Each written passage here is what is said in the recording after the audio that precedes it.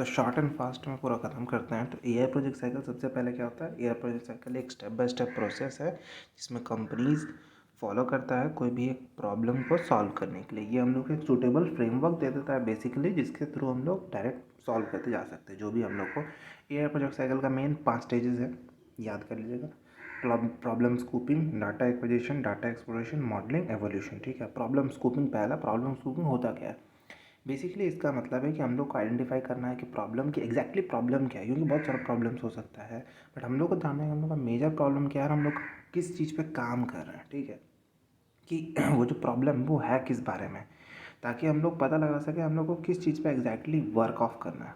उसके लिए हम लोग 4W का यूज़ करते हैं। 4W का मतलब होता है who, what, where and why. Who का मतलब ये जो हम लोग प्रॉब्लम सॉल्व कर रहे हैं इससे कौन डायरेक्टली और इनडायरेक्टली इफेक्ट हो रहा है। ठीक है, अभी इसमें आता है हम लोग का स्टेक होल्डर्स। स्टेक होल्डर्स मतलब जो प्रॉब्लम फेस कर रहे हैं रियलिटी में, एंड इनडायरेक्टली लाइक जो लोग इस पर स्पेंड कर रहा है, they anything to be like that. इसके बाद हम लोग का आता है व्हाट, कि एग्जैक्टली हम लोग का प्रॉब्लम क्या है। ठीक है, ताकि हम लोग को पता चले, एविडेंसेस कलेक्ट करते हैं कि हम लोग का मेन प्रॉब्लम क्या है, नेचर क्या है इस प्रॉब्लम का। फिर हम लोग देखते हैं प्रॉब्लम है कहाँ पे। Okay, like exactly in the world where it is, offline, online, किसी के कुछ काम करने पे ये प्रॉब्लम हो रहा है, किसी को डिलीवरी में इश्यूज़ आ रहा है, दैट इज़ ऑल। तो उसमें हम लोग चेक करते हैं कि कहाँ ये प्रॉब्लम है। देन हम लोग का वाई। तो वाई का है कि क्यों इस प्रॉब्लम को हम लोग सॉल्व करना चाहिए। इस प्रॉब्लम को सॉल्व करके हम लोग को क्या एडवांटेजेस, स्टेक होल्डर को एडवांटेजेस क्या है।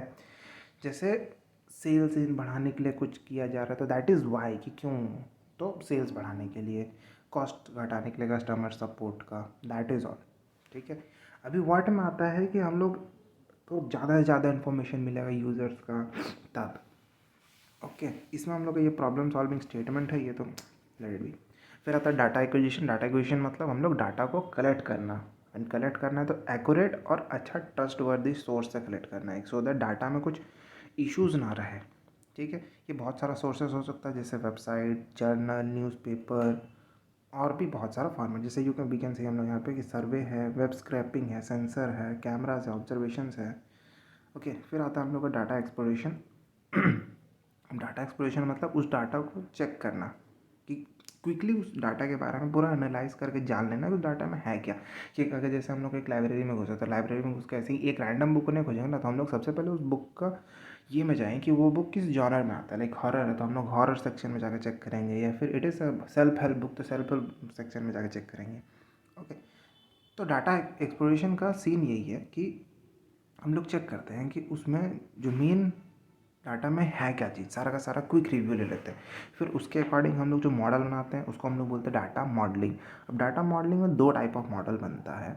सबसे पहले तो एक टेस्ट करने के लिए मॉडल, और एक लर्निंग ट्रेनिंग मॉडल जिसको बोलते हैं, जिसमें हम लोग उसको ट्रेन करते हैं डाटा को कि वो सही से काम करे। तो 2 टाइप ऑफ एआई मॉडल होता है, एक लर्निंग बेस्ड और एक rule based model. Learning based जो इसमें वो मतलब वो सीखता है, रूल बेस्ड में वो सीखता कुछ नहीं है। ठीक है। अब ये जो लर्निंग बेस्ड मॉडल है वो 2 हिस्सा में, मशीन लर्निंग, डीप लर्निंग। ठीक है, अब मेनली हम लोग को जो देखने का है वो है सुपरवाइज्ड लर्निंग और अनसुपरवाइज्ड लर्निंग। ठीक है, सुपरवाइज्ड लर्निंग का मतलब क्या होता है कि इसमें हम लोग ऐसे लेबल कर देते हैं कि ये है। ठीक है, लेट्स सी सुपरवाइज्ड लर्निंग क्या होता है।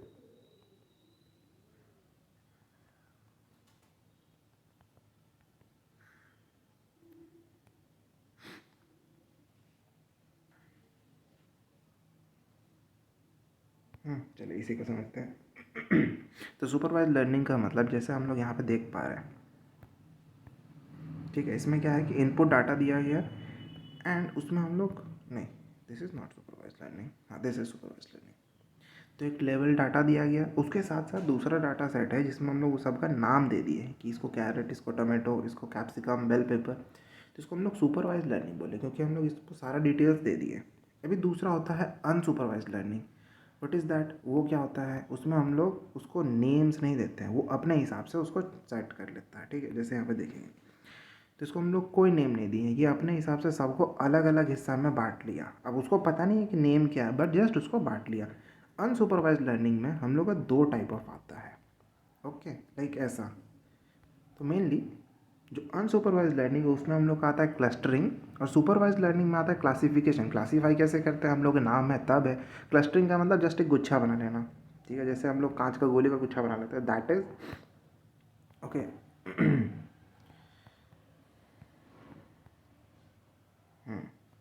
तो सुपरवाइज लर्निंग के अंदर हम लोग का आता है दो टाइप ऑफ, एक क्लासिफिकेशन एक रेग्रेशन। क्लासिफिकेशन दो हिस्सा में सीधा सीधी बांट देना, रेग्रेशन इज लाइक एक सीधा लाइन के ऊपर लेते चले जाना, प्रिडिक्ट करना कि कल बारिश होगा नहीं होगा, परसों होगा नहीं होगा। इसका फोटो देखिए एक बार, regression, this is regression. Okay, regression का मतलब बेसिकली एक स्टेट डाटा पॉइंट है, उसके ऊपर नीचे हम लोग रिजल्ट देंगे कि इसके ऊपर जाएगा तो इट कुड बी हैपनिंग, बारिश होगा नहीं होगा। Okay, those kind of things. Supervise learning समझ में आया, अनसुपरवाइज समझ में आया। फिर है री इन्फोर्समेंट लर्निंग, ये नया टाइप ऑफ है। अरे उससे पहले एक सेकेंड, हाँ ठीक है। अनसुपरवाइज में हम लोग का दो आता है, क्लस्टरिंग और डैम, वो नहीं आ रहा है। क्लस्टरिंग समझ में आया, क्लस्टरिंग जस्ट एक गुच्छा बनाना, ठीक है। फिर आता है हम लोग का री इन्फोर्समेंट लर्निंग। री इन्फोर्समेंट लर्निंग क्या होता है, इसमें होता है फीडबैक के थ्रू, ट्रायल एंड एरर के थ्रू। जैसे कार को, सेल्फ ड्राइविंग कार है, उसमें हम लोग का इसको यूज़ करते हैं कि अगर वो उसको लेफ़्ट की तरफ जाना है तो लेफ़्ट की तरफ जाने पर उसको रिस्पॉन्स मिलेगा कि +10 पॉइंट्स, अगर गलती किया तो -10 पॉइंट, तो -10 पॉइंट्स उसको पता चलेगा कि हम गलत मोड़ हैं, फिर वो अपने आप को ठीक करेगा, +10 में जाएगा। बेसिकली इसमें हम लोग एक रिवॉर्ड सिस्टम देंगे कि स्कूल में होता है ना कि तुमको कुछ एक प्रोजेक्ट लिखने दिया गया तो उसको लिखना है, सही से आंसर किया तो एक टॉफ़ी मिला, दैट इज़ हम लोग का रीइंफोर्समेंट। फिर हम लोग का आता है रूल बेस्ड अप्रोच। अब रूल बेस्ड अप्रोच में क्या है कि इसमें सीखा नहीं जा सकता, इसमें जस्ट रूल्स दे दिए, जो मानना है तो मानना है, उसके अकॉर्डिंग सब कुछ करना है, ठीक है। डाटा सेट्स बताएं, डाटा सेट्स दो टाइप ऑफ होता है, training data set, testing data set. जो ट्रेनिंग के लिए यूज़ होता है, मॉडल्स को ट्रेन करने के लिए, उसमें सब कुछ जैसे सही से, तो वो 70% होता है, बहुत ज़्यादा। जो टेस्टिंग डाटा सेट है वो छोटा 30% होता है, ठीक है। ट्रेनिंग डाटा में हम लोग को जैसे सबसेट चाहिए, उसका आंसर शीट चाहिए होता है, ठीक है, टेस्टिंग डाटा में भी चाहिए। फिर आता है हम लोग का लास्ट पार्ट, इवैल्यूएशन। अब इवैल्यूएशन क्या होता है, जस्ट कि हम लोग जो भी मॉडल बनाए, कि जो हम लोग एकदम पूरा मॉडल रेडी हो गया, अब उस मॉडल को टेस्ट करने के लिए, तो मॉडल जैसे बन गया तो उसको टेस्ट करने के लिए हम लोग चाहिए, तो उसको हम लोग बोलते हैं एवोल्यूशन। इस केस में हम लोग टेस्टिंग डाटा लेते हैं एंड टेस्ट करते हैं कि मॉडल कितना अच्छा काम कर रहा है, नहीं काम कर रहा है, ठीक है। इवोल्यूशन में हम लोग का ये सब आ रहा है, देखते हैं हम लोग accuracy, precision, recall, F1 score, दस। फिर न्यूरल नेटवर्क में भी, न्यूरल नेटवर्क आपको पता है कि हम लोग का ब्रेन जैसा काम करता है, वही उसी चीज़ को न्यूरल नेटवर्क में हम लोग शोकेस करेंगे, ओके।